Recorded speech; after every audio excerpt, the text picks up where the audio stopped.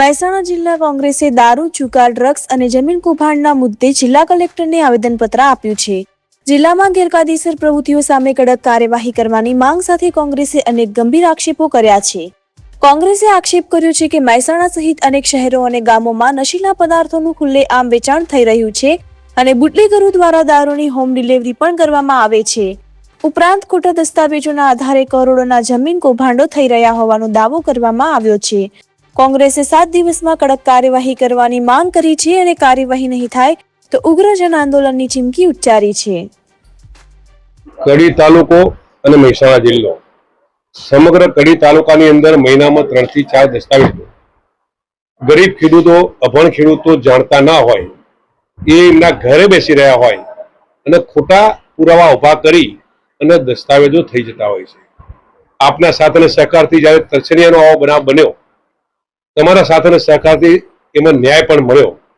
હું તમને કહું કે આદુદ્રાની અંદર અમારા આ ભલાજી અને મુકેશજી, ભગાજી અને મુકેશજી આ જમીન ખરીદી હતી થોડા સમય પહેલા। આ ઓરિજિનલ ખેડૂતો છે। 25 વીઘા જમીન ના બે ભાઈઓ માલિક છે અને ગઈ 16મી તારીખે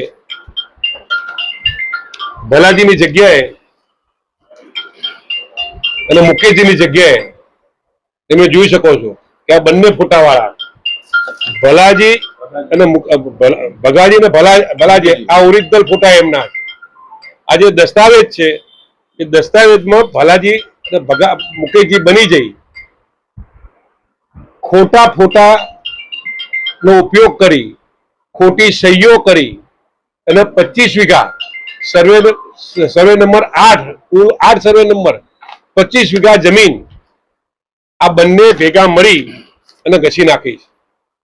તમે વિચાર કરો કે ખેડૂત જાણતો નથી, ખેડૂતને ખબર નથી, એના નામે ખોટા ફોટા લગાયા।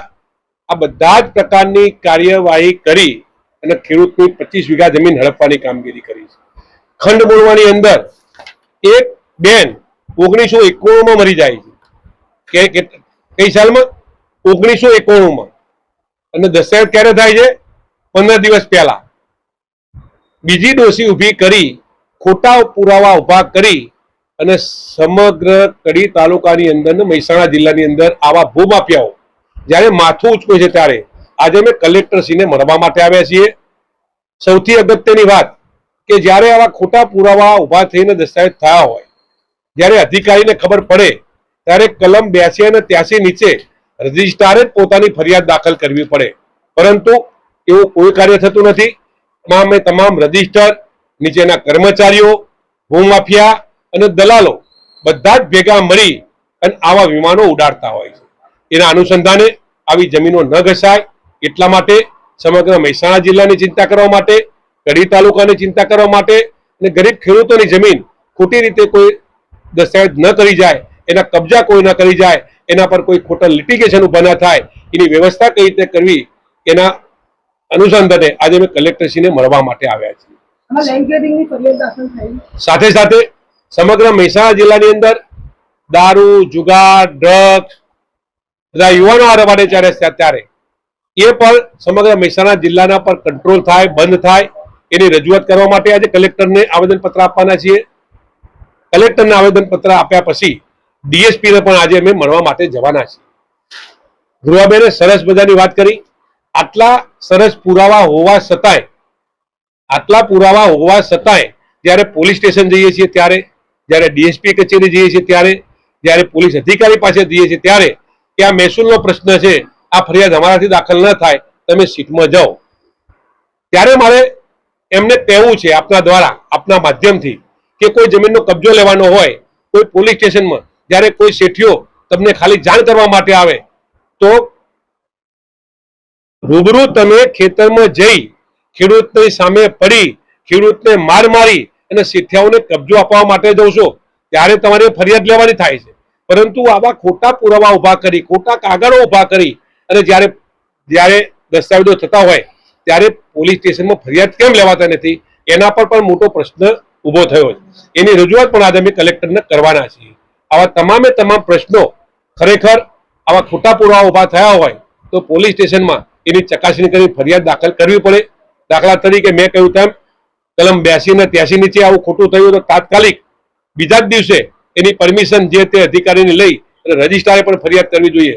આવું કંઈ થતું નથી અને કંઈ નથી થતું એનું કારણ એ બધા જ મિલીભગત છે. કડી તાલુકાની અંદર મારે આપના માધ્યમથી કહેવું છે, એક જ રજિસ્ટ્રાર કર્મચારી 25 વર્ષથી, કેટલા વર્ષથી? 25 વર્ષથી કડીની ઓફિસમાં જ કામ કરે છે. 6-7 મહિના થાય, 6-7 વર્ષ થાય એટલે અઠવાડિયા માટે બીજી કોઈ કચેરીમાં જઈ અને પાછા કડીમાં આવી જવાનું. કેટલા ટાઈમથી? 25 વર્ષથી કડી રજિસ્ટ્રાર કચેરીમાં એક જ કર્મચારી કામ કરે છે. કેમ?